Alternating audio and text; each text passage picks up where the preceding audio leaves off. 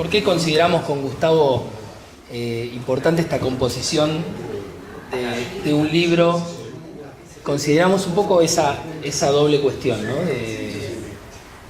De por un lado asumir el desafío de desmontar discursivamente y de desmontar el plano sensible en el que se instala el tarifazo, y por otro lado de dar todas las herramientas técnicas e históricas, ¿no? Para poder construir un argumento sólido frente a esta imposición del gobierno. Entonces, yo trabajé en lo que llamé la moralización del tarifazo. ¿A qué le llamo moralización del tarifazo? Le llamo moralización del tarifazo a un dispositivo discursivo y genealógico que vuelve inteligible el aumento desenfadado de las tarifas de energía a través de la culpabilización de una parte importante de la sociedad. Es decir, que el tarifazo no es solamente una medida que tiene que ver con la cuestión tarifaria, sino que al mismo tiempo es la imposición de un dispositivo enunciativo, ¿no?, que tiende a justificar esa medida a través de la culpabilización de una parte importante de la sociedad. Los formatos de enunciación que moralizan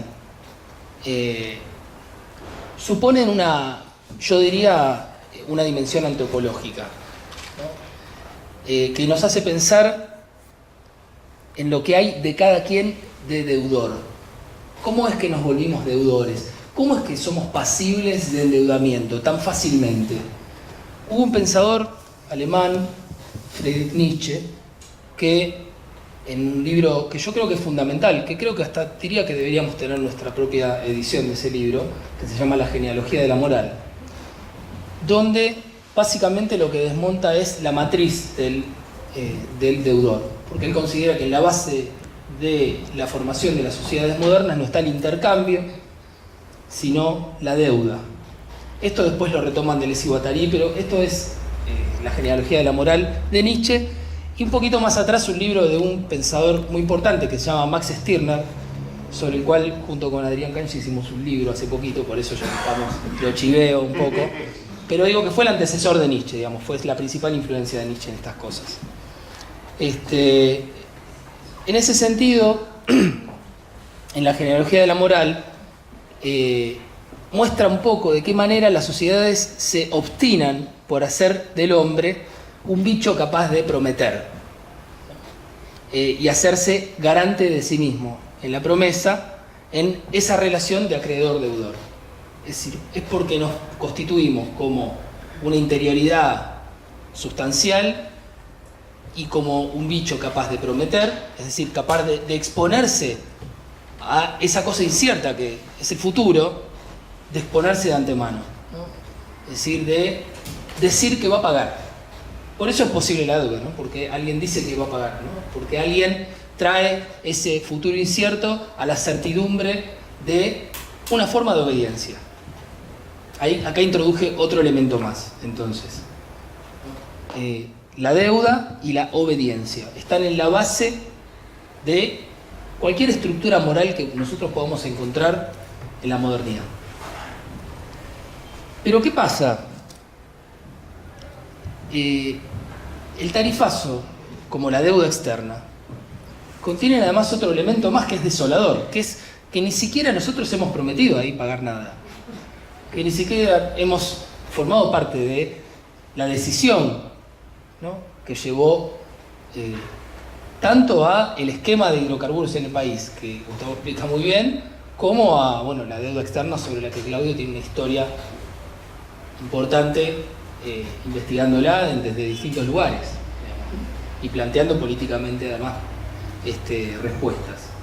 Bueno, ¿qué es lo que pasa? Es decir, ¿cómo es posible entonces que nos estemos haciendo cargo de algo en lo que ni siquiera hemos participado, ¿no?, porque no hemos sido nosotros los que hemos prometido directamente? Bueno, en ese sentido, hay algo de esta herencia, de esta sí pesada herencia, ¿no?, que es una combinación de la moral cristiana devenida en los fundamentos de la moral capitalista, como lo vio León Rosich en un libro muy importante que se llama La cosa y la cruz, donde él ve, a partir de una lectura que hace cuerpo a cuerpo con las confesiones de San Agustín, refutando y discutiendo fragmento por fragmento, la constitución de esa interioridad culposa.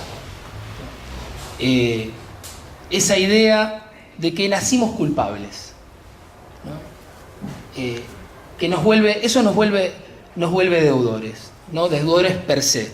Nacimos culpables, escupidos en un mundo sensual e imperfecto, y crecidos pecado tras pecado, digamos, ¿no? Y en ese sentido, digo que la estructura moral nos hace deudores de un deber ser, pero al mismo tiempo capaces de ponernos a nosotros mismos, a nuestro cuerpo, como garantes de esa deuda, como garantes de esa obligación.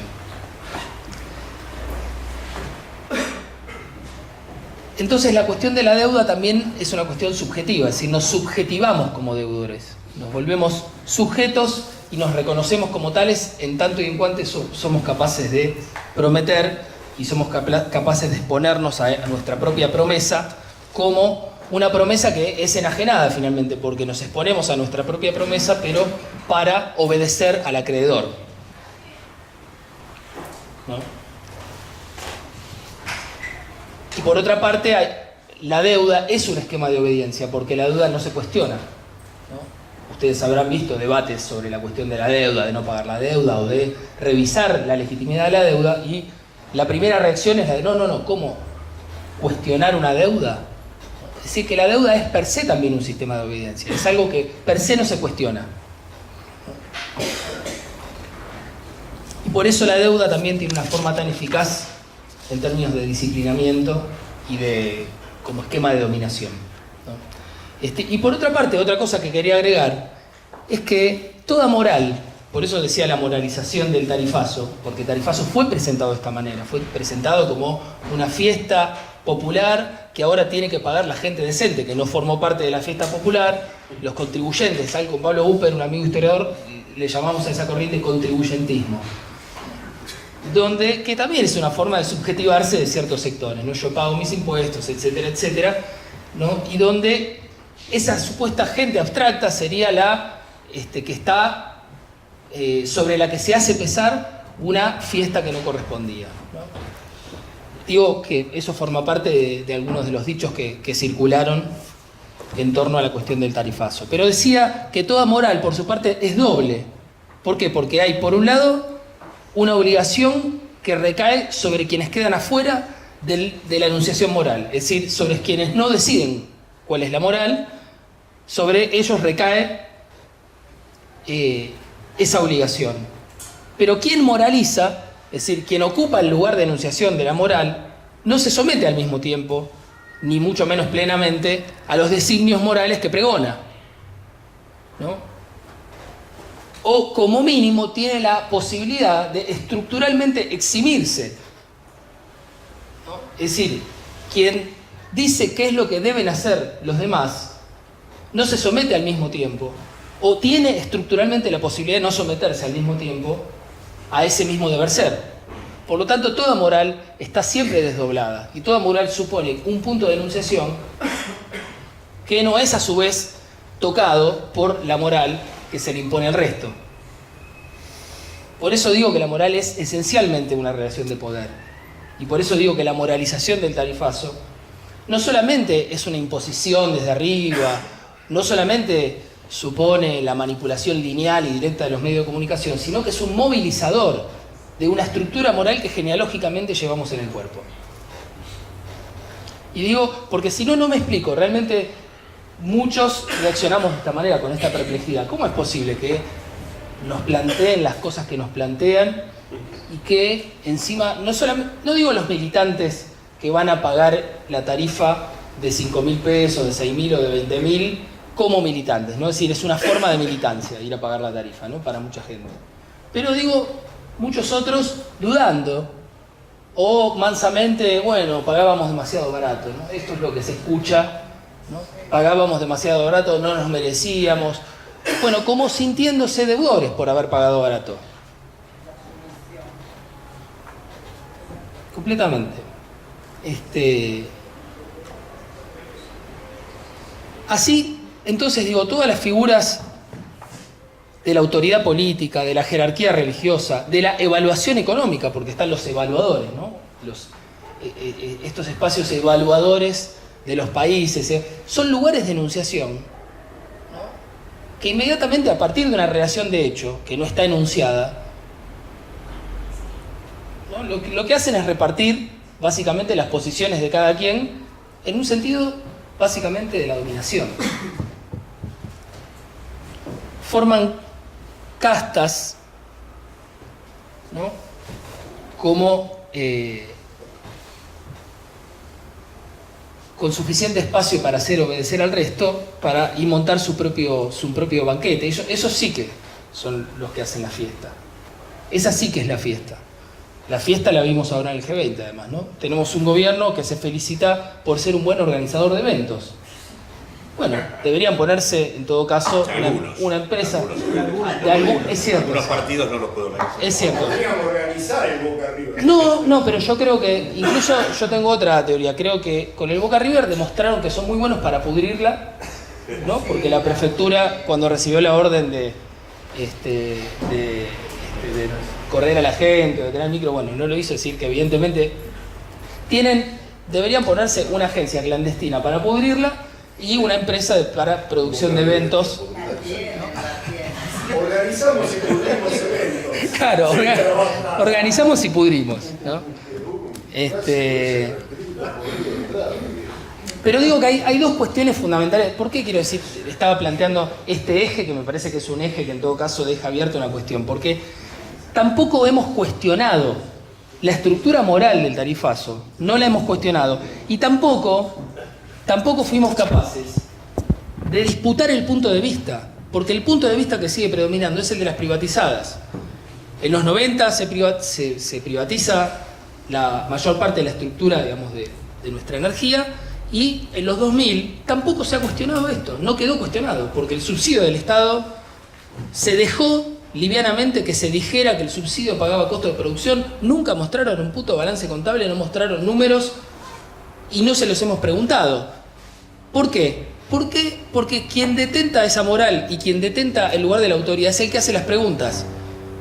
Nosotros nunca nos hemos disputado el punto de vista. El punto de vista quiere decir es el lugar de enunciación en el cual pararse, que no es un lugar de enunciación en el sentido de la palabra flotando en el aire. Un lugar de enunciación quiere decir un lugar político, con cuerpo, con organización, con espacios concretos, y que dice desde ahí, ¿no? Esa es la diferencia. Digo, esto parece una clase, pero digo de enunciación y enunciado, ¿no? El enunciado es el dicho, la enunciación es el lugar desde el cual se dice.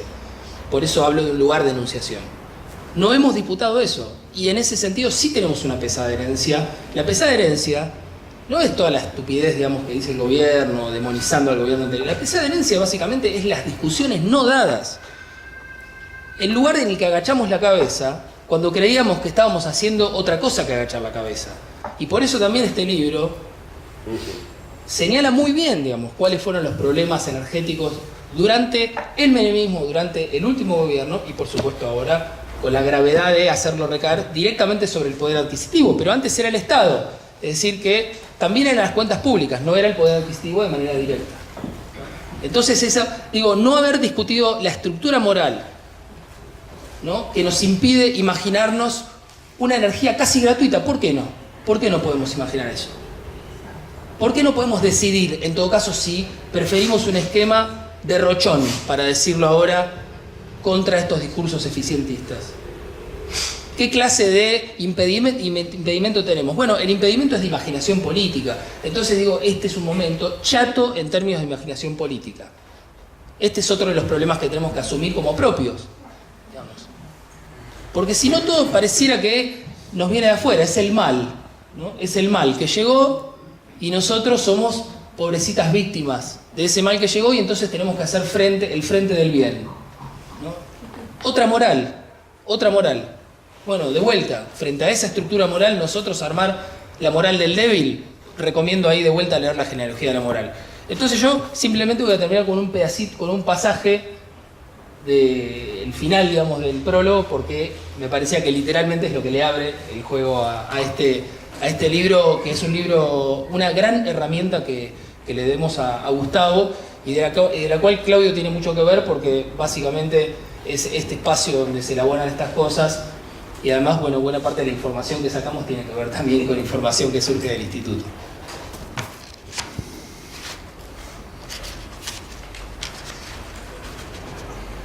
Entonces, dice así: las rentas extraordinarias de las petroleras no pueden ser el parámetro de la situación y de las políticas públicas. Por el contrario, urge revertir los efectos del proceso privatizador y volver a integrar el sistema energético bajo control público, no solo estatal, trabajadores, usuarios y el Estado también, para capturar en favor del uso común la renta existente y orientarla hacia estrategias de desarrollo que también deben ser discutidas de manera pública.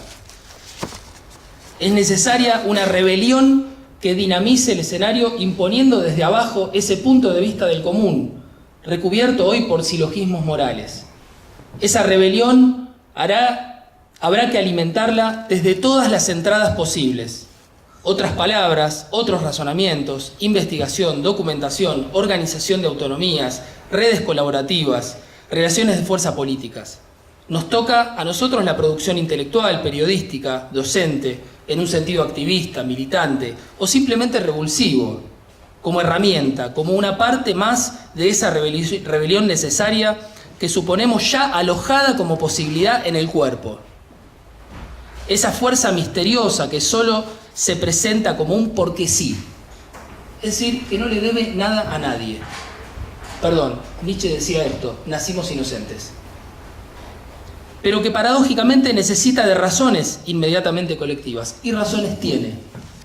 Es decir, tenemos el porque sí y tenemos razones también. Al tarifazo le decimos no desde ahí, desde ese lugar corporal, subjetivo, en que nuestros deseos se ligan como deseo de más vida, constitutivamente derrochones. Frente a la moral canalla y la propaganda humillante que el gobierno de Cambiemos costea con fondos públicos, por cierto, el derroche es el criterio colectivo que puede decidir cómo se producen, organizan y administran los insumos y las técnicas necesarias para viabilizarlos. El derroche, como punto de vista, cuenta incluso con estrategias para no desperdiciar recursos estratégicos mientras se avanza en la incorporación de fuentes energéticas renovables, es decir, más afines al derroche. No es el economicismo el que decide sobre el derroche, sino el derroche el que decide qué y cómo se derrocha, cuándo y cómo se ahorra para más derroche. Socarrón y esmirriado, blancuzco y relajado, tensado solo por lo inevitable, el empresario presidente nos dice las cosas en la cara.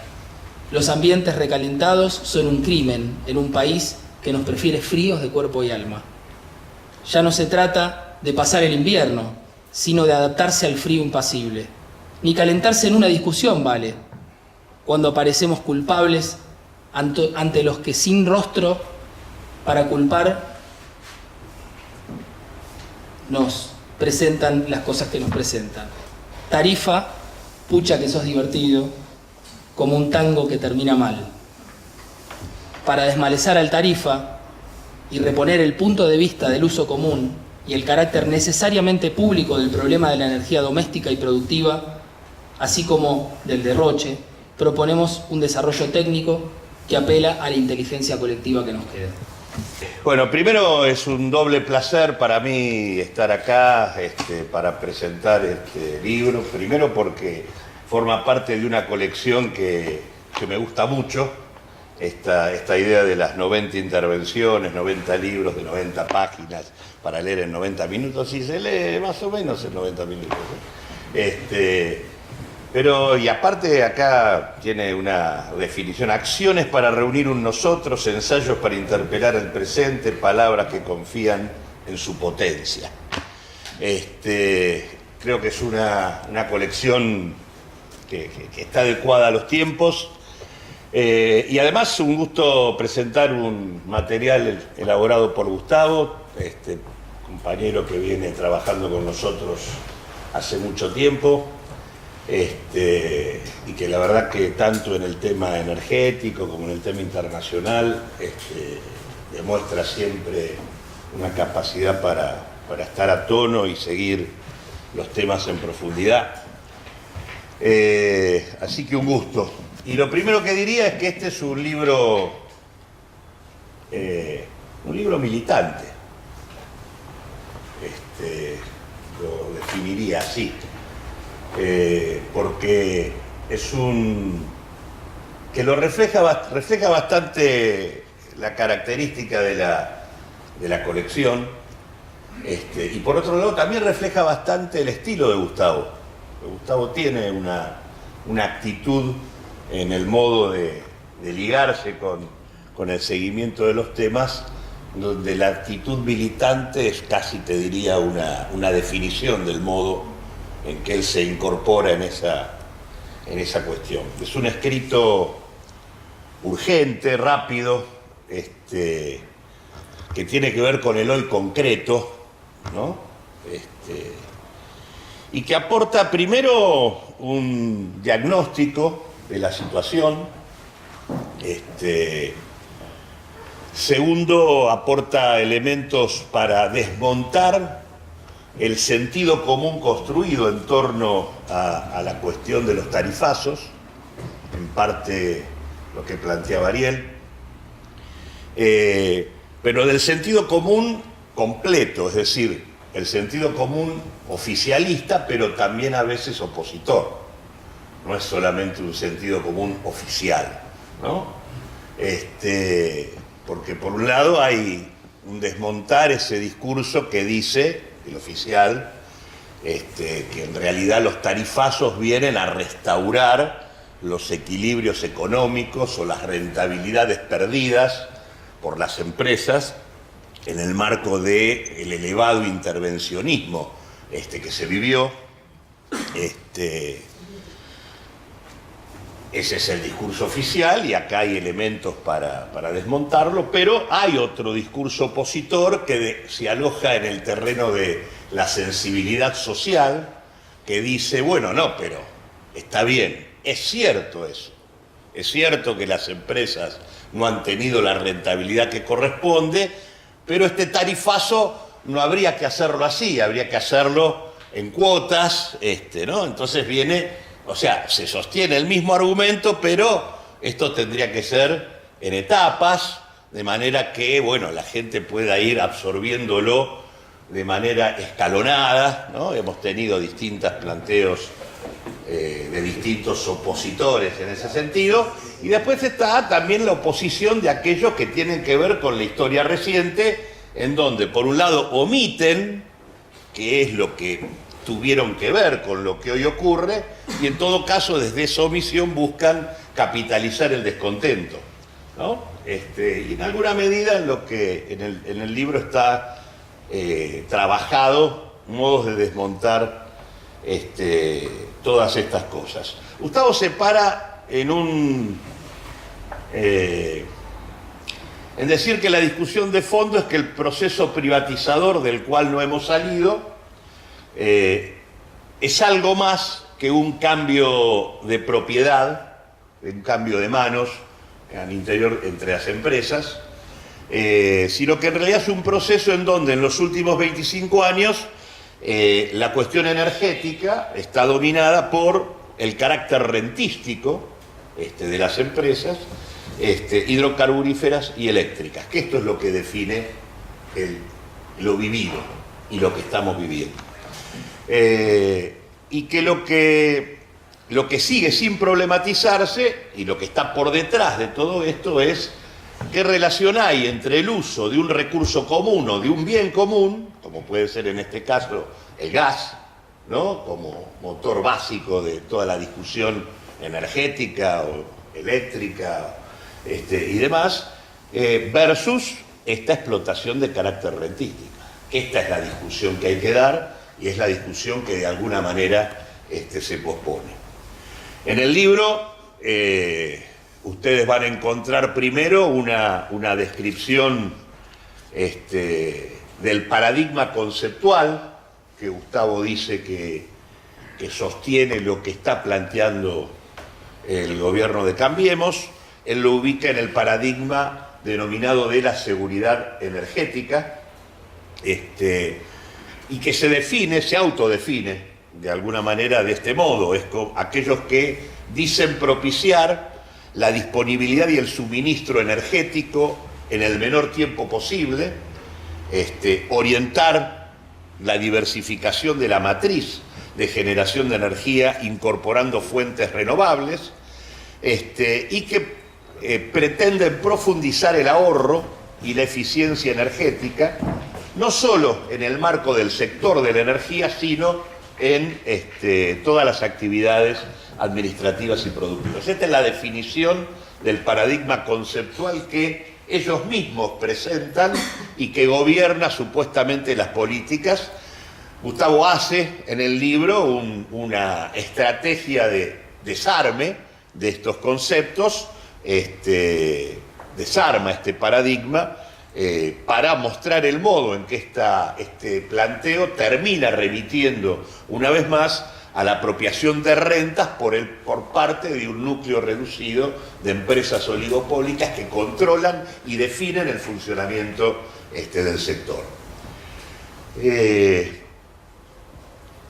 Hace después un análisis de los aumentos tarifarios, tanto en el caso de la energía eléctrica como en el caso del gas.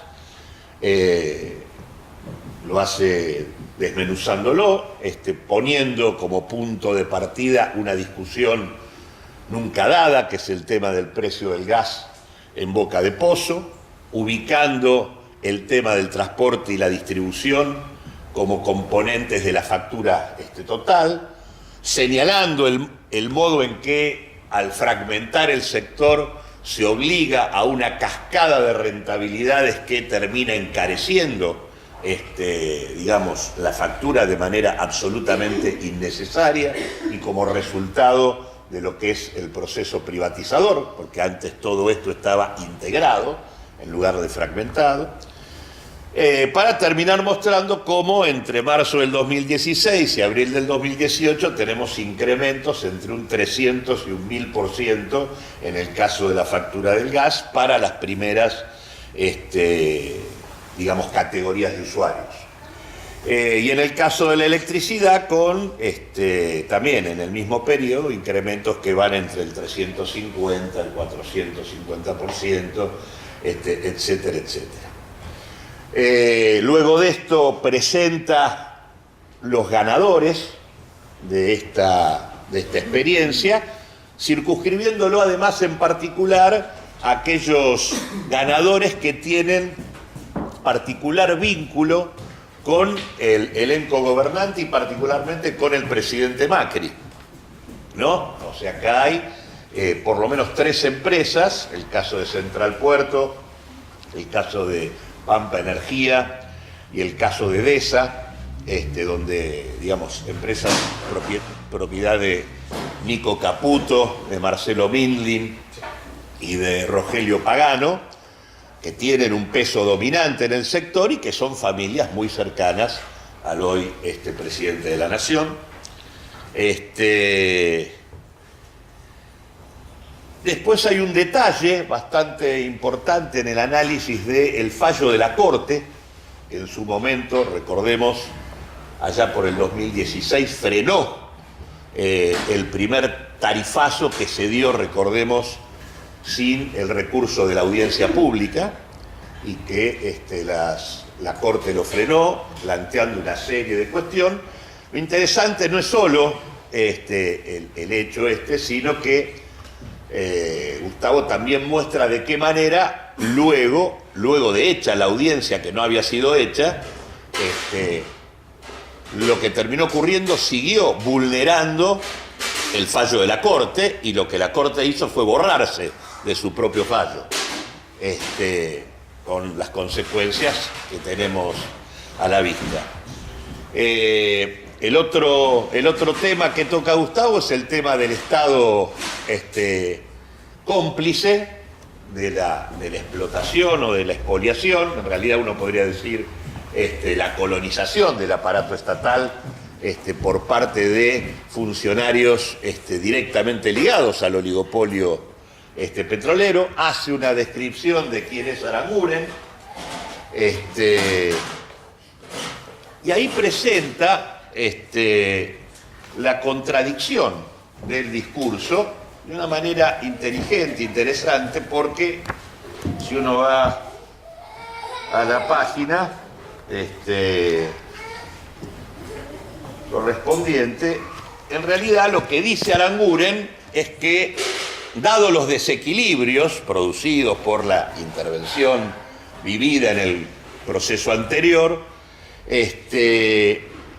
los desequilibrios heredados en materia energética, la solución pasa, según Aranguren, por reconstituir las señales de precios y salvaguardar las cadenas de pago del conjunto de las empresas que operan en los sectores hidrocarburífero y eléctrico.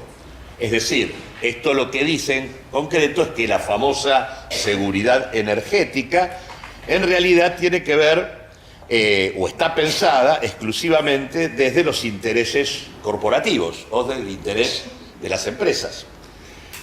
Pero además luego muestra, porque acá lo que dice Aranguren es en realidad no dejaron funcionar al mercado. Si hubieran dejado funcionar al mercado, esto que nos pasó no hubiese ocurrido, pero tras cartón en simultáneo lo que tenemos es una estrategia de intervención del Estado vía el mantenimiento de subsidios multimillonarios para las propias empresas que funcionan dentro de este oligopolio petrolero. Es decir que, por un lado, en realidad reclamamos las señales de precio y por otro lado planteamos y mantenemos subsidios millonarios, porque es de aquí que acá se le quitaron subsidios a los hogares y a cierto sector empresarial, pero el oligopolio petrolero sigue percibiendo subsidios multimillonarios, inclusive en el último presupuesto del déficit cero, hay 112.000 millones de pesos en subsidios para el propio oligopolio. Así que en realidad, los subsidios siguen muy vivos en algunos planos y no tanto en otros. En alguna medida, el planteo que hizo Ariel al final es en algún sentido la propuesta que está implícita en el texto y que está también bastante planteada en distintos momentos. Luego hay una crítica, hay un punto donde está la crítica de lo que fue la experiencia de los 90 y también de la gestión del kirchnerismo. En el texto, en los 90, destacando el hecho de que se plantea allí una matriz que tiene una visión dolarizada de la economía y de los servicios públicos, matriz que a su vez consolidó un esquema energético centrado en gas natural y petróleo, a punto tal de que prácticamente más del 90% de nuestra matriz energética tiene que ver con estos recursos. Y luego, bueno, la salida del régimen convertible, a partir de su ruptura, va a incorporar el tema de la especificación de las tarifas, va a incorporar el tema de modificar o eliminar los sistemas de indexación que, recordemos, se habían establecido en función de la evolución de los precios de los Estados Unidos, etcétera, etcétera. Y también la fijación de retenciones a la exportación de recursos energéticos. Estos son, de alguna manera, las claves de la intervención estatal que viene a montarse sobre el régimen anterior. Especificación, eliminación de indexaciones y retenciones a las exportaciones. Ahora, ¿eso qué produce? Yo dejo intacto el régimen anterior, intervengo de esta manera, quedo, por lo tanto, en deuda de manera sistemática y permanente con las empresas que me dicen, me estás quitando rentabilidad, por lo tanto yo no puedo invertir. Y allí aparece el fenómeno de los subsidios. Los subsidios son el mecanismo ideado para reconciliar, es decir, en ningún momento se pensó en eliminar o modificar la capacidad de captura de la renta petrolera por parte de este oligopolio, sino que se pensó en sostener vía subsidio estatal que pudieran seguir manteniendo esa renta, por lo tanto mantuvieran rentabilidad y teóricamente debería haberse asociado a inversiones. Ya no había pasado antes, no sé por qué iba a pasar ahora, pero digo, no, yo te sostengo la rentabilidad vía el subsidio y le mantengo la tarifa barata a la gente. No es que no se sostuvo la renta petrolera en la etapa anterior, sino que la sostuvo el Estado y no la tarifa de los hogares o de las empresas consumidoras de energía. A su vez también hay un señalamiento concreto respecto a las limitaciones de lo hecho en materia de estatización parcial de YPF, en un doble sentido. Primero porque se hace bastante tarde, ¿no? Digamos, ¿no? 2012. Y segundo porque es una restatización parcial y al mismo tiempo, luego de esa restatización, en lugar de que YPF comience a marcar un rumbo distinto de orientación del mercado, en realidad es la que se pone a la cabeza de la estrategia de recomposición tarifaria y demás, con un criterio, digamos, comercial, privado, que tiene que ver con el hecho además de que lo que se constituye es una sociedad anónima. No se constituye otra cosa y que además el 49% de las acciones quedan en manos de accionistas privados que por supuesto siguen demandando la renta correspondiente a la hora de discutir la gestión de la empresa. El otro punto que Gustavo toca es el tema de la comparación, de las comparaciones que nos presentan respecto a lo que se paga el precio del gas o de la energía eléctrica en otros países, entonces Brasil, Chile, Uruguay, diciendo, no, bueno, pero miren que allá lo pagan más caro. Claro, lo que nos discuten en general es, bueno, a ver, el gas tiene la misma incidencia en la matriz energética de Brasil, de Chile y de Uruguay que en el caso argentino, porque si no tiene la misma, en realidad no es muy relevante discutir qué precio tiene uno. Matriz energética tiene que ver cuáles son las fuentes de energía que vos utilizás y combinás para producir energía en general. Entonces vos podés tener, por eso dije antes, en el caso argentino, fruto del tipo de perfil que se ha tomado, el 90% de la energía resulta del uso de los hidrocarburos, petróleo y gas. Ahora vos podrías tener energía eólica, energía solar, mareomotriz, podrías combinar, podés carbón, podés tener distintas fuentes energéticas que se combinen para esto. Obviamente la matriz no es igual en todos los países. Y casualmente, en el caso de la Argentina, el gas ocupa el 52% de la producción de energía, mientras que en el caso de Brasil o de Chile está en el torno al 11%. Y además, en algunos casos, no son productores de gas, y nosotros sí, cosa que también es una diferencia significativa respecto al precio que tiene que tener el recurso que vos estás pagando.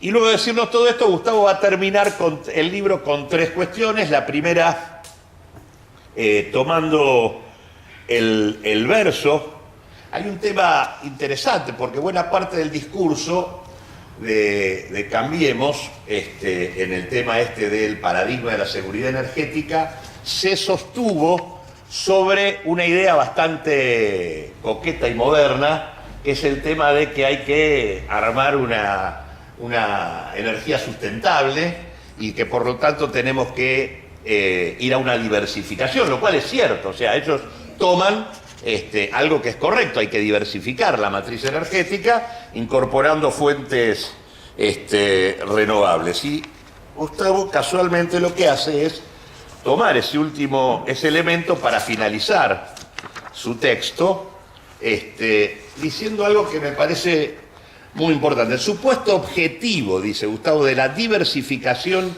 de la matriz energética vía incorporación de fuentes renovables de producción de energía es el capital simbólico con el que operó el discurso energético del gobierno. Y dice, es importante frente a esto tener en cuenta que el objetivo central en realidad estuvo vinculado a la convalidación de transferencias de recursos desde la población hacia un grupo de empresas privilegiadas a través del brutal tarifazo.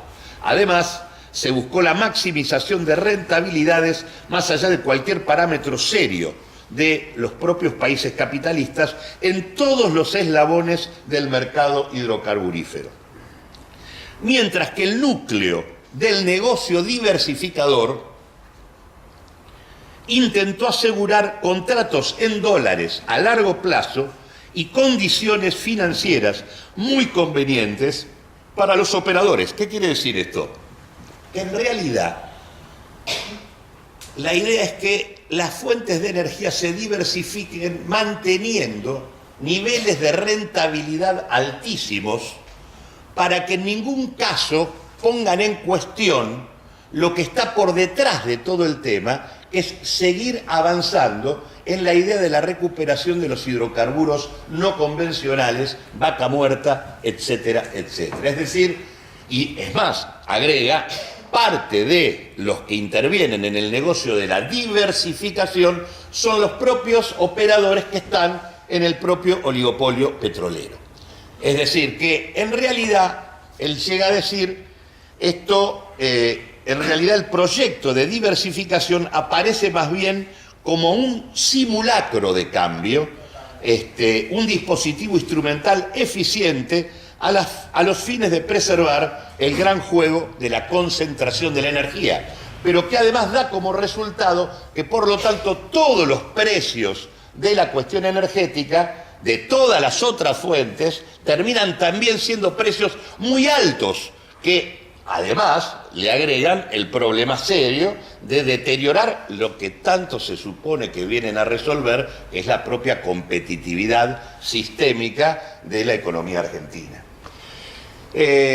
A este señalamiento con el que Gustavo termina, le agrega dos cosas que me parece que son importantes. Una es un detalle de lo que es una factura de gas y de lo que es una factura de luz, mostrando sus distintos componentes y diciéndonos dónde nos roban en cada uno de estos casos. Claro, por eso ahí están presentados. Y hay un apéndice en el libro de algo que pasó hace muy poco, creo que debe haber pasado en simultáneo cuando lo estaban escribiendo, por eso terminó como apéndice, que tiene que ver con, recordarán, y esto es parte del problema que estos señores tienen, bueno, ellos han dolarizado el sector de la energía y consecuentemente si se mueve el dólar, la estantería se complica. Bueno, cuando se duplicó el valor del dólar y saltó de 20 a 40, apareció una discusión entre las empresas distribuidoras y las empresas productoras de gas. ¿A qué precio del dólar estaban comprando el gas? ¿A 20 o a 40? Y bueno, ¿quién pagaba la diferencia? Bueno, y recordaremos que una de las últimas definiciones fue el intento de decirnos que lo que ya habíamos pagado lo teníamos que volver a pagar porque había cambiado el valor del dólar. Y nosotros teníamos que resolver como usuarios el conflicto entre los distribuidores y los productores de gas. Bueno, se armó el considerable candombe porque ya era una especie de barbaridad. Y obviamente también estos son los juegos de ensayo y error, en donde particularmente, bueno, acá se abandona la idea de que hay que transferir los subsidios a los hogares y volvemos al subsidio.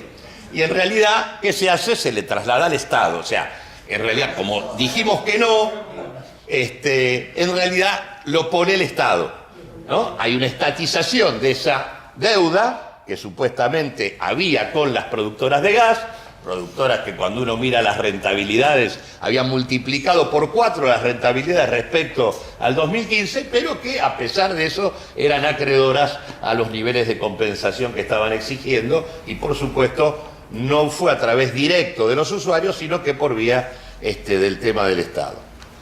Yo terminaría esto, que esto es básicamente lo que nos presenta el texto y que recomiendo obviamente su lectura, se lee muy fácil y creo que es un libro que sirve para el debate en el que estamos. Me parece que el tarifazo como política ha incidido primero en una distribución distinta de las ganancias al interior de la cúpula empresarial, al interior del poder económico. En segundo lugar, ha reorganizado el gasto estatal y sus prioridades.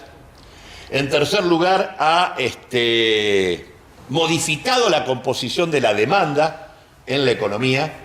Y en cuarto lugar, ha modificado la estructura de costos de la economía argentina. Cuando digo el tema de que ha modificado la distribución de las ganancias, nosotros tenemos un estudio hecho, lo hicimos comparando el tercer trimestre del 2017 con el tercero del 2016, momento de plenitud del tarifazo, y en donde mientras las 53 empresas más importantes que cotizan en bolsa presentaban incrementos de sus rentabilidades brutas de un 35% y netas de un 100%, en realidad las 8 firmas ligadas directamente al tarifazo presentaban, dentro de esas 53, 8 presentaban un incremento de sus resultados brutos del 209% contra el 35% promedio, y del 772% de incremento en sus rentas respecto a las otras que tenían el 100%. Es decir, la capacidad de apropiación de excedentes del oligopolio petrolero en el marco del tarifazo ha sido monumental. Estamos hablando de Edesur, de Edenor, de Metrogas, de Camusi Gas Pampeana, del Transportadora de Gas del Sur, de Pampa Energía, de Endesa Costanera y de Central Puerto, que son las que cotizan en bolsa y las que permiten dar estos resultados. Es más, si uno toma los resultados netos de cada una, por ejemplo, Metrogas, una variación anual de su ganancia de 1.148% entre el 2017 y el 2016. Eso es lo que crecieron sus rentas. Camusi, 572% de crecimiento de sus ganancias. Pampa Energía, 393%. Transportadora de Gas del Sur, 288%. Digamos, a esto me refiero con el tema de la redistribución del excedente al interior del propio espacio empresarial. El segundo punto era reorganización del gasto estatal. En los seguimientos fiscales que nosotros hacemos podemos ver que, a finales del 2015, los subsidios representaban, respecto al total del gasto del Estado, el 12,2% del total. Hoy, en el marco de los tarifazos ocurridos, pasan a representar el 5,7%. Es decir, perdieron 6,5 puntos, que equivalen a una cifra, a valores de hoy, de 205.000 millones de pesos de ahorro en subsidios que hizo el Estado, que dejó de pagar. Ahora uno dirá, bueno, entonces lo pusieron en otra cosa que tenga que ver con las necesidades vitales del conjunto.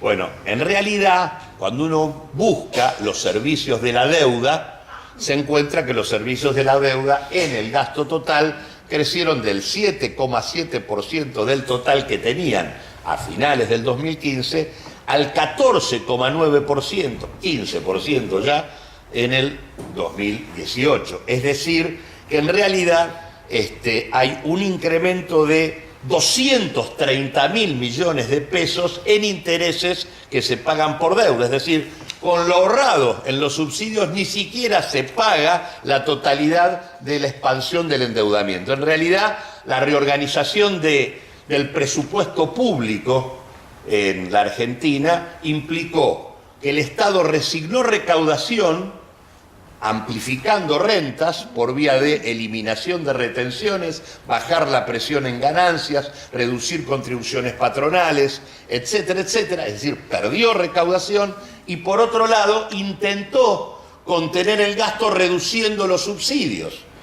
Ahora, como esa contención del gasto no alcanzaba para compensar toda la guita que había perdido, la forma de resolverlo fue el negociado del endeudamiento, ¿no? Eso que se presentó como gradualismo era el negocio de endeudarnos, y ese negocio de endeudarnos supuso una expansión de la deuda que creció en casi un 200% en su peso dentro del presupuesto público. La consecuencia es que lo que pasó acá es que el Estado dejó de ser el sostén principal de la renta petrolera, se la trasladó a los hogares y con ese dinero paga la deuda. Ese es el mecanismo por el cual tenemos un bloque dominante hoy configurado por los acreedores vinculados al capital financiero, los exportadores ligados al agronegocio, fundamentalmente de soja, aceite de soja y demás, y el oligopolio petrolero. Ese es el trípode central que de alguna manera está por detrás de lo que significa Cambiemos. Y yo decía cambio en la composición de la demanda, porque en realidad cuando uno mira la evolución de los precios, lo que más crecen son los alimentos y los servicios esenciales. Consecuentemente, si lo que más crece son los alimentos y los servicios esenciales, lo que queda para gastar del ingreso promedio de un hogar en otra cosa, que sería lo más elaborado, la demanda industrial, eso se achica. Por lo tanto, cuando uno tiene que colocar buena parte del ingreso en lo esencial, que son alimentos y servicios básicos, lo que se restringe es el mercado de la industria. O sea que esto está absolutamente asociado a un perfil desindustrializador de la Argentina. Y de la mano de esto supone también un incremento de los costos de producción, porque indudablemente esta energía se transforma en costo, ¿no? Estas tarifas más altas son costos de producción más altos para mercados más chicos. Consecuentemente, la pinza es absoluta. Termino haciéndome una pregunta que es: ¿por qué han sostenido el tarifazo todo el tiempo que lo han sostenido? Porque también hay que ver que si hay algo que le pegó en el centro del cuestionamiento al gobierno, donde pagó precio en términos de consenso social, donde incluso sectores que lo votaron sintieron que esto no tenía que ver con lo que había que hacer, ¿por qué siguieron?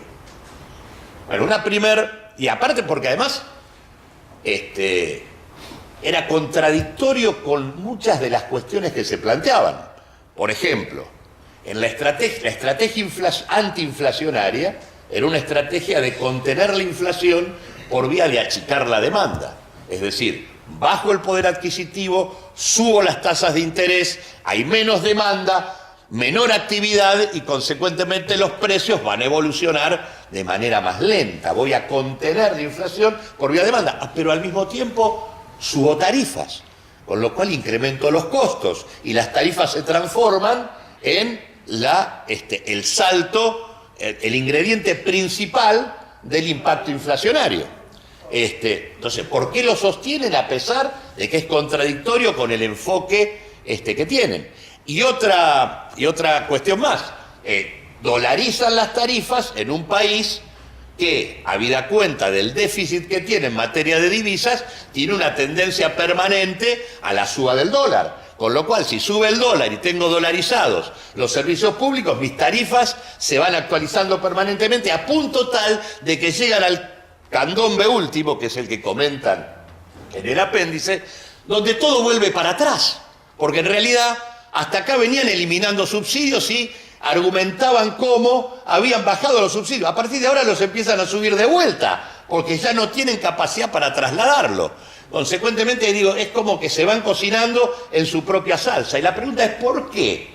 Algo que en realidad los afecta en términos de consenso electoral, algo que es contradictorio con su estrategia antiinflacionaria y algo que es contradictorio con la situación que vive el tipo de cambio en la Argentina, lo siguen sosteniendo a como de lugar, y si no se puede seguir transfiriendo subsidios, lo pondrá el Estado de vuelta y vuelven para atrás respecto a lo que argumentaron hasta hace 2 años. Bueno, hay algunas respuestas que son fáciles. La primera es la que dice Gustavo, que es el tema, bueno, hay negocios de familias cercanas al presidente de la Nación. Digo, esta podría ser una primera explicación muy pedestre y elemental, pero me temo que también hay una más, que creo que es casi la única cuestión estratégica que tiene este gobierno, y que tiene que ver con vaca muerta, que tiene que ver con lograr, a como dé lugar, garantizar los precios necesarios para que los hidrocarburos no convencionales y particularmente el gas no convencional se transforme en el próximo boom exportador de la Argentina. Si la Argentina fue un boom sojero, hay que agregarle a la soja la exportación de gas no convencional. Están a la búsqueda de ese objetivo. Ese es el único objetivo estratégico que tiene este gobierno, que en alguna medida muestra ahí de manera plena por qué lo de la diversificación de la matriz es una mentira.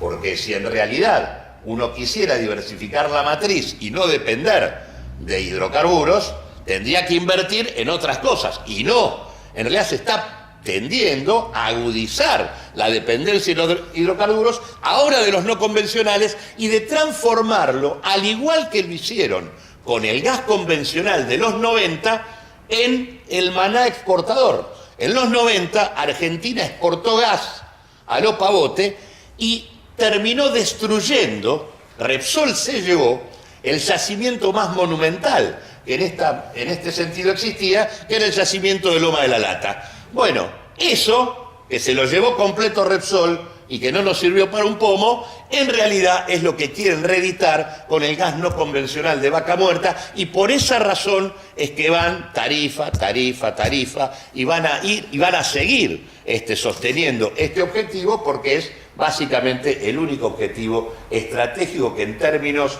si se quiere, productivos, tiene esta gestión.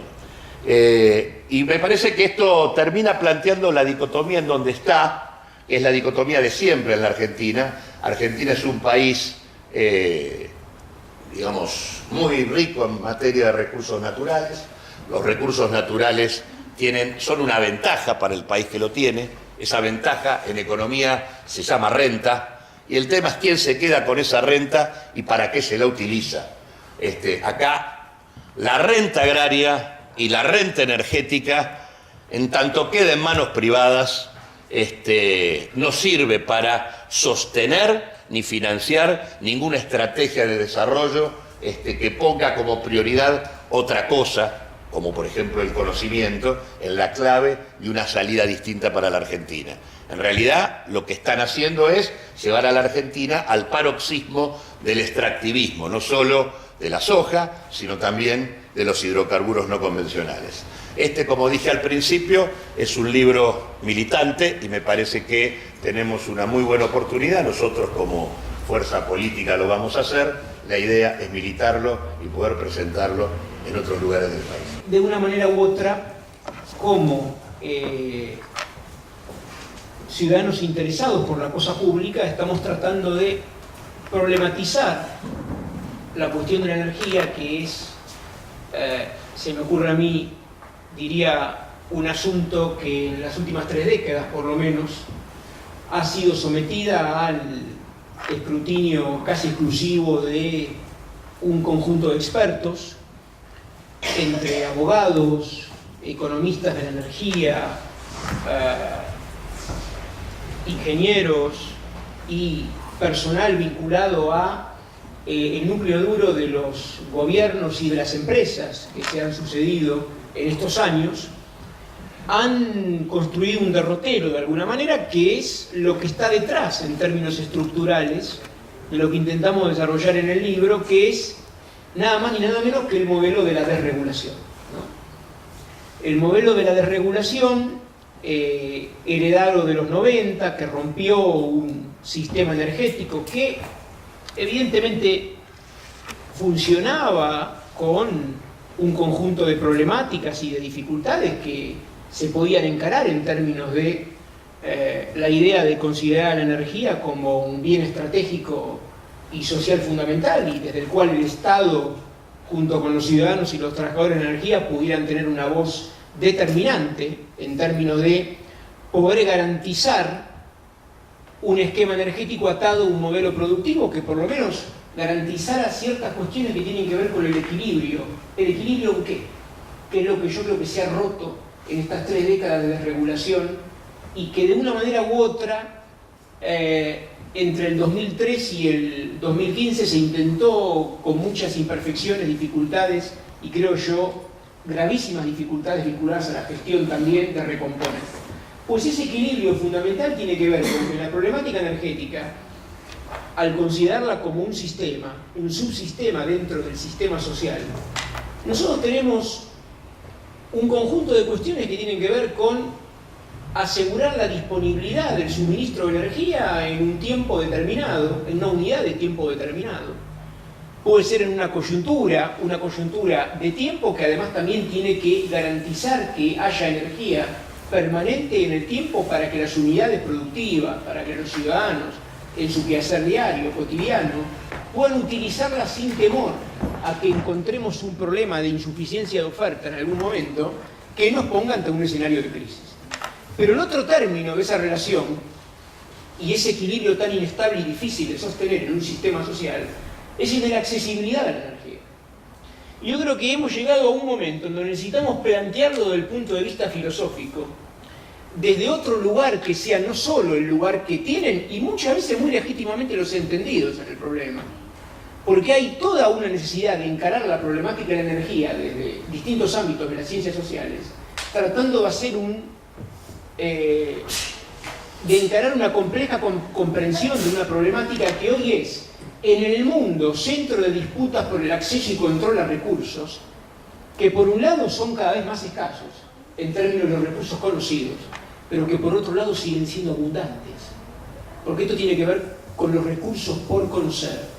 Y son los recursos que un autor que trabaja en geopolítica de la energía hace mucho tiempo, Michael Clerc, llama justamente los recursos de difícil acceso. Entre ellos, justamente, los no convencionales. La Argentina, vaca muerta, decía Claudio, creo yo que coincido que en una visión como la de este gobierno, vaca muerta aparece como el horizonte estratégico, pero de la reedición de un modelo en el marco de una desregulación, que lo que supone es que el propio territorio en el que se tiene que organizar los procesos de extracción, producción, transporte, almacenamiento y distribución de energía no es más que un simple territorio de paso en función de garantizar los intereses de mercados que son los mercados que hoy predominantemente van a reclamar la energía. Y esto es un tema que a mí me resulta fundamental poner sobre la mesa, porque cuando uno rompe el equilibrio básico entre disponibilidad y accesibilidad, y en ese sentido impone una dificultad, un desequilibrio entre la oferta y la demanda, uno puede encarar distintas estrategias para poder tratar de rehabilitar o de reinstalar una idea de equilibrio en ese caso.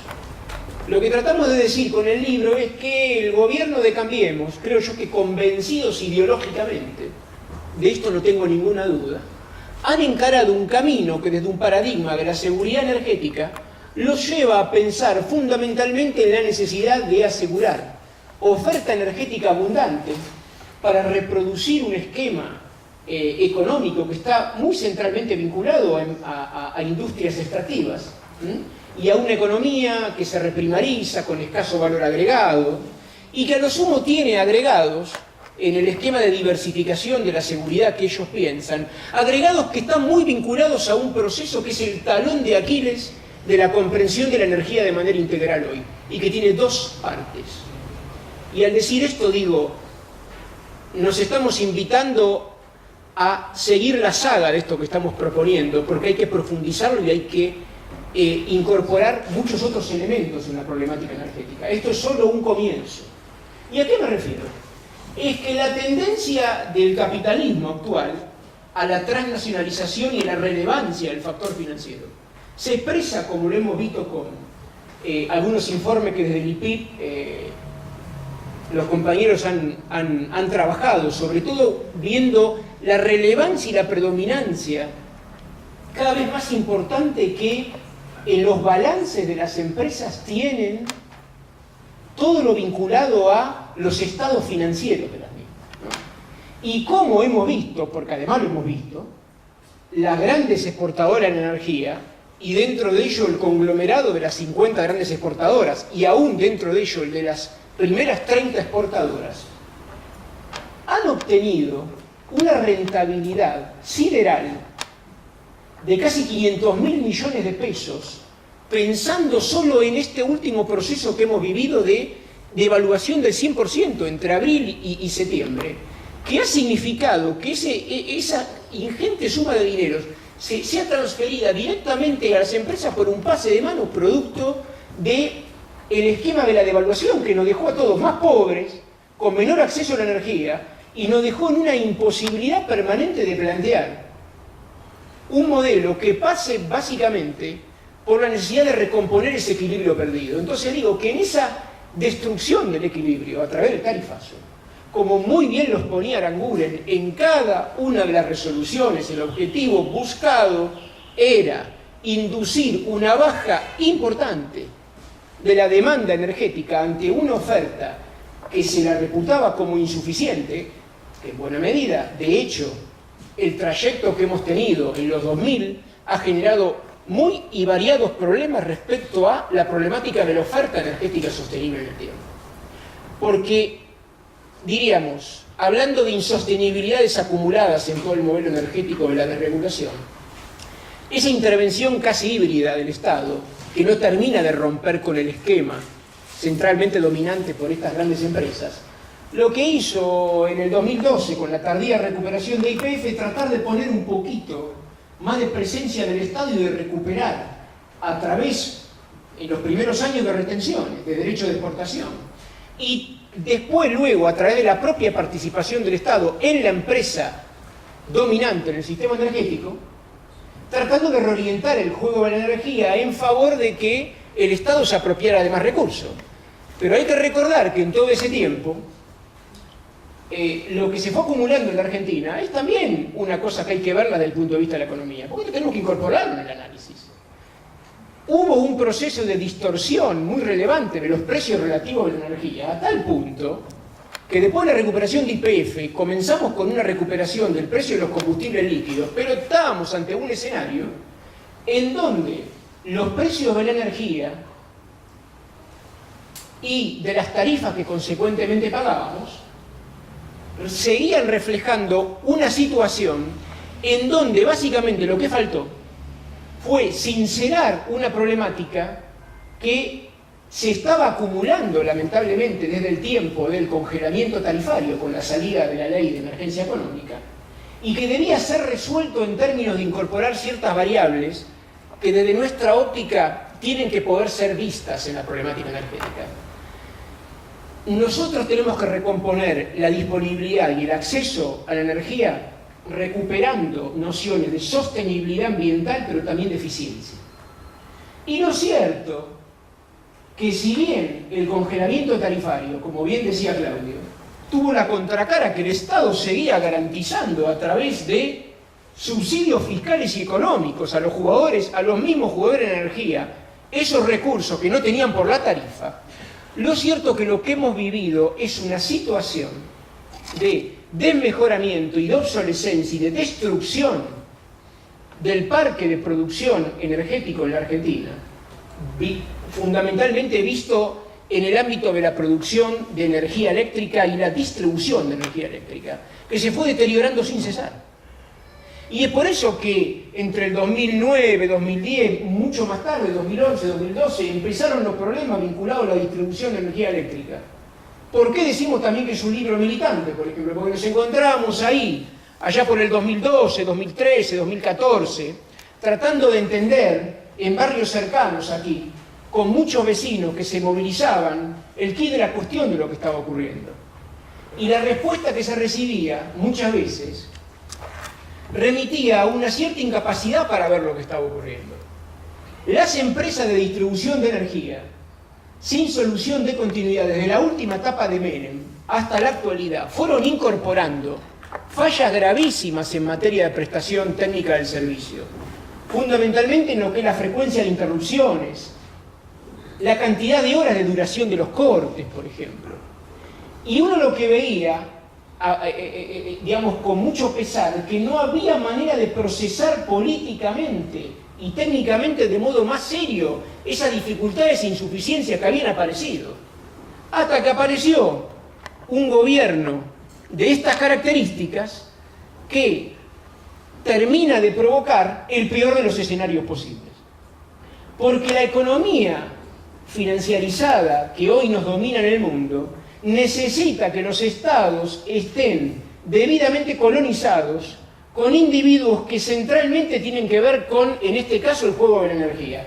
Por eso, además, lo que se ha hecho es una parodia de regularización de los entes de control, el ENRE y el ENARGAS, en donde han ido a parar personas de excelencia y competencia técnica indudablemente en sus materias, pero que, señoras y señores, han sido parte del negocio de la energía desde los 90 en adelante y durante todos los 2000, porque han sido contraparte del Estado. Entonces ahora son juez y parte desde los organismos en donde se debe regular la problemática energética. Y aquí introduzco otro tema. Lo que nosotros tratamos en términos de los números del tarifazo, cómo le está pegando a nuestra población, esto yo les digo es una película en continuado, ¿eh? Porque ¿saben qué? Cuando termine este año y el comienzo del año que viene, vamos a tener que seguir haciendo un análisis mucho más pormenorizado de lo que está pasando. Porque la realidad tarifaria del país es muy fragmentada también, y se ve mucho en el caso eléctrico, pero en el caso gasífero, que es la piedra angular de la estrategia del gobierno en todo sentido, es donde se ve el mayor despojo que nosotros hemos vivido a partir de la mecánica de la dolarización. Porque ahí es donde, cuando uno ve los consumos residenciales, por ejemplo, el gobierno ha pasado, sin solución de continuidad, con un sendero de precios del gas en boca de pozo al alza en dólares durante el periodo de Aranguren, a una recomposición justamente de ese precio mayorista que llegó casi al 200%. Y entonces uno podría explicarse a partir de ahí qué ha pasado con los componentes tarifarios de transporte y distribución de gas natural, que recuerdo que son servicios públicos establecidos así por la ley vigente, tanto en luz como en gas, la 24.065 y la 24.076, que son los marcos regulatorios todavía vigentes, dicen que estos son servicios públicos. Con lo cual entonces, aún así, la problemática del acceso con estas situaciones que estamos viviendo, aún bajo ese marco legal, es claramente vulnerada, porque en realidad lo que hay que proteger permanentemente y estructuralmente es la recomposición de activos y las ganancias de las empresas. Entonces, en todo este tiempo de tramitación del asunto del tarifazo, hemos vivido un conjunto de audiencias públicas que en sí mismos también han formado parte del gran simulacro y del juego del gato y el ratón al que nos han sometido permanentemente. Porque como bien tratamos de explicar en el libro, un tema que comentaba Claudio, nosotros creemos que aquella audiencia inicial vinculada al gas de septiembre del 2016 y la consumación luego desde octubre del 2016 de los primeros aumentos de las tarifas, en realidad consagraron algo mucho más grave. Porque todo lo que se ventiló allí, tratando de erigir la problemática del gas natural como un bien común, como un servicio público fundamental, cuyo acceso hay que garantizar y está protegido, aún por pactos internacionales como el de derechos económicos, sociales y culturales, cuando hablan, por ejemplo, de la necesidad de proveerse un hábitat digno. Eso implica tener acceso a agua, luz y gas en condiciones igualmente dignas y que sean asequibles, es decir, pagables. La condición económica de la accesibilidad es que se pueda pagar por ese bien. Y entonces todo eso, bajo esos patrones conceptuales que se trató con mucha crítica durante esas audiencias, el gobierno exponía su paradigma de que debíamos recuperar la disponibilidad y entonces, por la vía de la recomposición de precio, había que pagar la fiesta. En realidad, yo les diría que es el mismo gobierno que ha seguido garantizando, mientras nos remataba a todos en la cabeza con este tarifazo, precios diferenciales de la energía eléctrica y del gas para las grandes empresas que hacen uso intensivo de la energía eléctrica y del gas. Mientras tienen procesión esperando a miles y miles de pymes, a clubes de barrio, que tengan que ir a arrodillarse a que les pidan la posibilidad de que les sirvan mediante un buen café que les puedan brindar ahí, sin ninguna duda, como hacen siempre ellos, recibiendo gentilmente a toda la población, pero dando después soluciones que tienen que ver con decirles, señores, fatalmente para ustedes la etapa llegó a su fin. ¿Y por qué? Porque esto va a ser el próximo elemento que vamos a tener que trabajar también. En cuanto ha subido, expresado en los productos que distintas empresas venden en el mercado interno, el costo de la energía. Tenemos casos ya seleccionados, individualizados en distintos sectores económicos, entre 4 y 5 veces más el costo de la energía en el precio del bien final de un artículo. Entonces, ¿cómo no queremos o cómo no pensamos que esa unidad productiva pueda ser sostenible en el tiempo? ¿De qué manera lo va a hacer? Entonces, ahí lo que uno observa, que lo que aparece es la gran insostenibilidad que aparece, es la que se manifiesta crecientemente en el ámbito del rumor social que no está organizado, pero está y molesta cada vez más, porque, entre otras cosas, las audiencias tampoco sirvieron para instalar otro aspecto que va a ser también parte de seguir trabajando en materiales de este tipo. Ya van tres. Tenemos materiales nuevos. Eso mismo. Que tiene que ver con que, indudablemente, estamos tratando de armar el programa. Indudablemente, de lo que se trata es de que, de cajón, en una economía de crisis, en crisis como está, con este nivel de ajuste que nos prometen de 650.000 millones entre lo que quedó del 2018 y para el presupuesto del 2019, va de suyo que a partir de lo que pasó con la última mala estrategia del gobierno del gas, en querer reconocerle la compensación a las empresas productoras por la deuda que estaban acumulando las distribuidoras, eso hizo saltar por los aires la insostenibilidad del esquema de dolarización, pero además también desmintió que no existe un esquema de liberalización en cualquier área estratégica de la economía de un país y menos de la energía, porque cuando no lo maneja el Estado en función de intereses estratégicos, como decía Juan Perón, lo termina manejando el mercado y las grandes empresas oligopólicas en favor de sus propios intereses. Y esa sentencia de Perón, en su tiempo histórico, sigue tan vigente en la actualidad. Y sigue muy vigente, y más vigente que nunca. Porque en realidad, la estratagema de creer que en el juego de la energía hay la posibilidad de instituir un juego más o menos apacible, cooperativo, entre distintos actores empresarios que tienen más o menos un mediano relativo poder de fuego, ¿no? Lo que hay es un negocio de concentración. Y entonces yo lo que le digo a estos señores, que si queremos tanto el libre mercado, lo que tenemos que promover, por lo menos, es un plan mínimamente sustentable y que esté ligado con la idea que tienen ellos de promover la competencia en todos los planos y, por ejemplo, generar un entorno competitivo para el desarrollo de energías renovables que no existen. 147 proyectos en 3 rondas se han licitado. 17 proyectos son los que están terminados para entregar energía al sistema. Otros 40, 50 proyectos van a estar para ponerse dispuestos a entregar energía en los próximos meses. Claro, pero ¿saben qué? Hay 4 o 5 proyectos que ya han debido ser dados de baja. Básicamente, ¿por qué? Las condiciones financieras. El proyecto tiene condiciones financieras garantizadas también en dólares, que son muy buenas para los actores. Pero ¿saben qué pasa? Después del 100% de devaluación en la Argentina, no hay manera de prever aún un escenario cierto de producción energética y que esa energía pueda ser comprada aún a los precios que esos contratos establecen, que son precios que no van a provocar una baja en el costo medio de la energía, porque en realidad están sujetos a una mecánica de dolarización y de captura permanente de renta por parte de un grupo empresarial que es el mismo de siempre.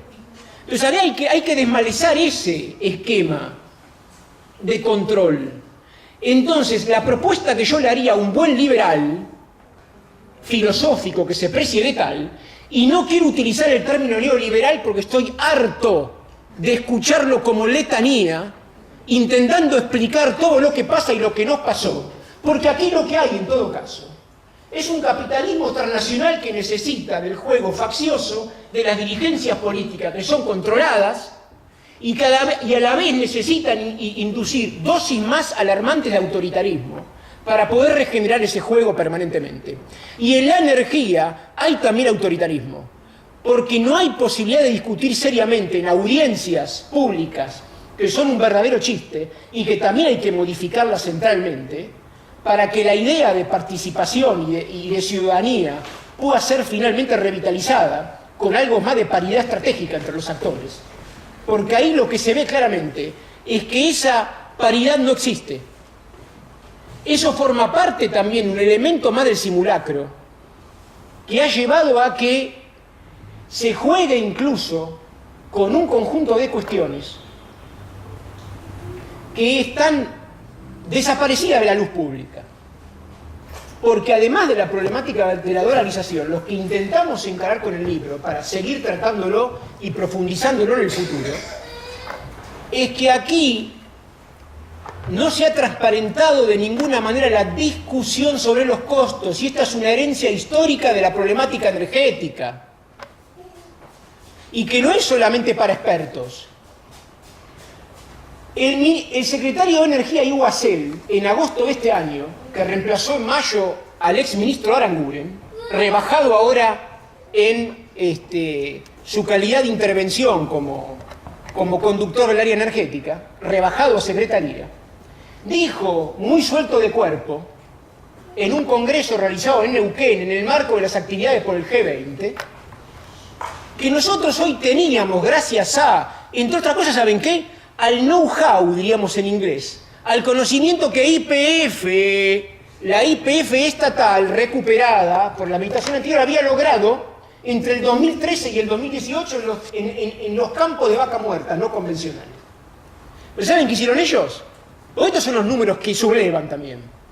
Lo que ellos hicieron es demostrar claramente, con un cinismo a toda prueba, es que podían decir en ese contexto con total impunidad que hoy era viable producir a $3.50 o $3.60 al millón de BTU, y tenemos un plan gas de incentivos continuado y perfeccionado por este gobierno, que venía del gobierno anterior, pero profundizado por este gobierno, que paga entre 7 y 7,5 dólares por millón de BTU en los campos de gas no convencional. ¿Qué es BTU? Esa es una unidad térmica, una unidad que se utiliza para... No, lo explico, Amanda, tenés razón. Tenés razón. De calor. Pero con esto lo que quiero... Hay cosas que a uno no las entiende. Yo la explico, Amanda, yo la explico. Lo que quiero decir con esto es que si el mismo secretario de Energía desmiente lo que había pasado con el anterior conductor de la energética, ¿cómo íbamos a ir a un escenario de precios crecientes cuando hoy nos dicen, en dólares, cuando nos dicen que a este costo hoy nosotros podemos operar eficientemente los campos y le reconocemos el doble de precio a las empresas? Por eso decía 7 o 7,5 dólares, cuando en realidad ellos nos dicen que hay rentabilidad en $3.50.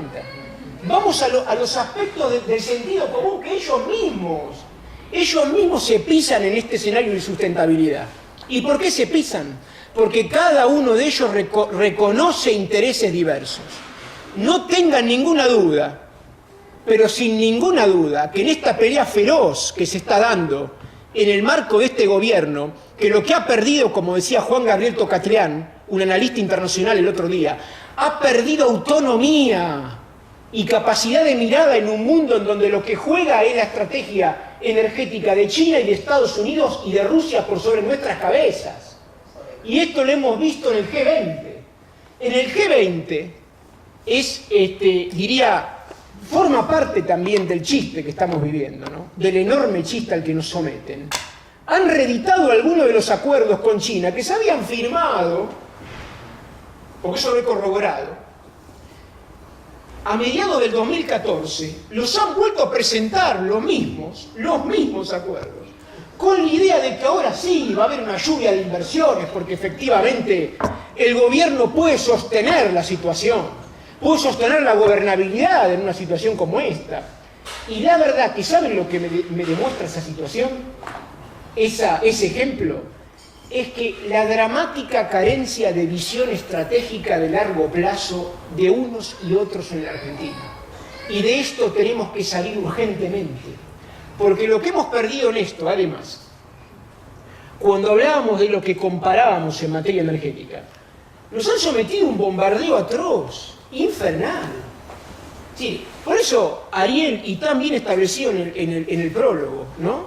Sí, bueno, por supuesto, ante esto enunciemos una nueva necesidad de establecer un esquema o un camino hacia el derroche. ¿Saben por qué? Porque las grandes mineras extractivas, las grandes hidrocarburíferas, en la propia energía que gastan y la propia energía que se debe gastar para extraer masivamente los recursos no convencionales, va a ser insostenible en el tiempo el sistema. Y estamos en un esquema de transición energética que va hacia el gas. Eso lo decidió el mundo. No lo decidió Macri, ni Guasén, ni Aranguren. Pero sí saben que el mundo va hacia eso. Y lo que hacen es poner a la Argentina como una parte de ese escenario que se define en otro lado. Por ende, entonces, lo que no hay en la Argentina, para restituir necesariamente el equilibrio entre oferta y accesibilidad, no hay una rediscusión del modelo productivo. No hay una discusión de energía para quiénes y para qué. ¿Para qué tipo de modelo productivo? Porque solamente desde esa discusión y democratización vamos a poder encarar los procesos de genuina descentralización y diversificación de la matriz energética que debemos encarar con un esquema pensado en desarrollar nuestras regiones hacia adentro, que impacten de tal manera en un regionalismo que pueda volver a mirar a la Argentina desde adentro como un país federal con cargas más equitativamente repartidas, y que desde ahí mire a América Latina con un proyecto diversificador, con un proyecto de mayor equilibrio en los balances energéticos, pero que vuelva a poner el horizonte, es que solo hay energía o soberanía, control de la energía para nuestra comunidad, si podemos ser capaces de recuperar un horizonte de integración energética sudamericana.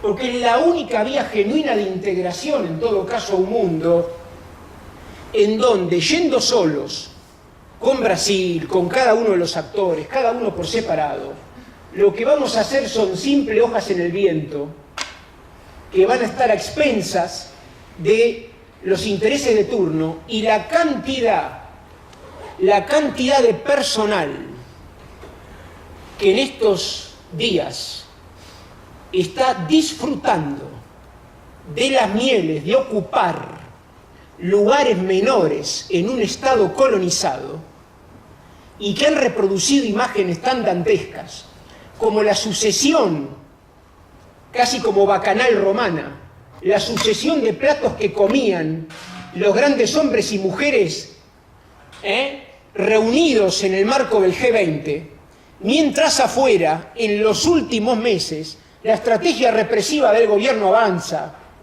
compañeras y compañeros de los movimientos sociales son criminalizados y ya han sido asesinados, continuando en un esquema de estigmatización que es aberrante. Y eso también forma parte del cuadro problemático que hay que poner sobre la mesa. Porque un modelo energético sin acceso, como vamos a vivir en los próximos meses si esta situación no se cambia, se repite la película. Cuando yo voy a tener energía abundante y porque evidentemente por los precios altos mi población va a ser menos conectada al gas, voy a consumir menos energía eléctrica, como pasó en los 90, quemamos las reservas, superexportamos y después, ¿saben qué? El festival lo estaban viviendo ellos porque había caído la actividad productiva. Y los 4 años de depresión económica que vivimos, entre el 98 y el 2001, tuvo de los peores registros en materia de consumo energético, porque ese tipo de modelo, que necesita excedente de oferta para volver a generar el dorado de la exportación, ahora a través de vaca muerta, como lo fue en su momento en los 90, Loma la Lata, como decía Claudio, necesita permanentemente, para tener ahí en abundancia, necesita quitar en otros ámbitos. Este es un juego de 2 más 2, es sencillo. Entonces, finalmente quiero concluir. Vamos a ponernos... El nene no llora más, pero bueno. Vamos a ponernos como objetivo poder seguir en este planteo. Hablando de nene, allá vemos una gran compañera nuestra, María Eva, Evita, que ella va a ser parte de los compromisos a futuros que esperemos desarrollar en el 2019, porque hay que incorporar la problemática del agua junto a la del gas y la energía eléctrica y otros servicios fundamentales en el mundo que vivimos, de manera tal de poder dar una discusión que tiene que ser amplia, hay que convocar a muchos sectores, hay que poder confrontar con los técnicos que están en todos lados, del otro lado, de aquí, de allá, con los que saben, con los que tienen una visión más social de la energía, con los que tienen una visión básicamente técnica, como compartimentos estancos, pero que no importa, que pueden aportar, con todos los sectores.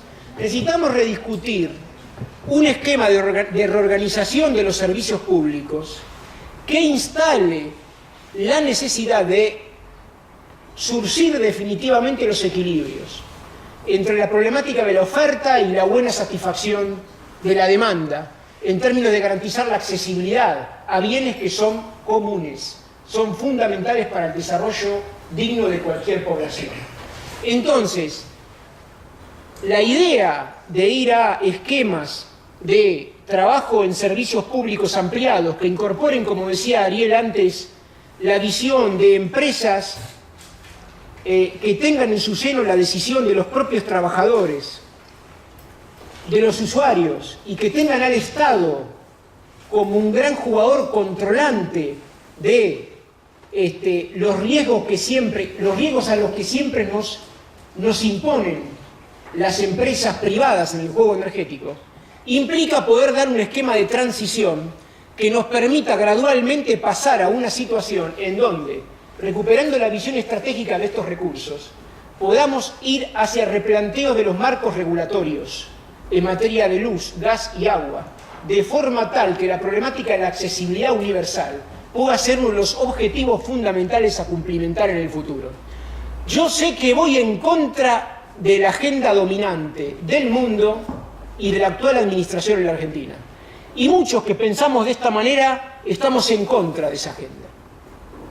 Pero hoy no queda otra, parándose cada uno de nosotros del lugar en el que lo hacemos, y a cara descubierta, de plantear que no habrá camino a la democratización en la energía si no planteamos un rearmado integral estructural de los organismos reguladores, si no rearmamos los marcos regulatorios, si no volvemos a poner en el centro la necesidad de que la energía sea ante todo un insumo estratégico y fundamental para un proceso productivo que se diversifique, que se abra, que pueda incorporar valor agregado, pero que salga de este escenario de reprimarización que hoy vemos casi como determinante de nuestro futuro.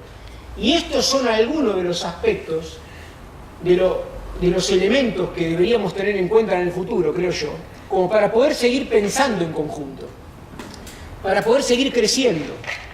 Porque, les confieso, creo en muchos de los actores de la actual administración cuando me hacen planteos desde su visión recortada de la realidad política, económica y social. Porque a mí me ven de la misma manera. Ahora hay una diferencia. Yo creo en la integralidad, en la visión sistemática y sistémica, en la realidad política, económica y social.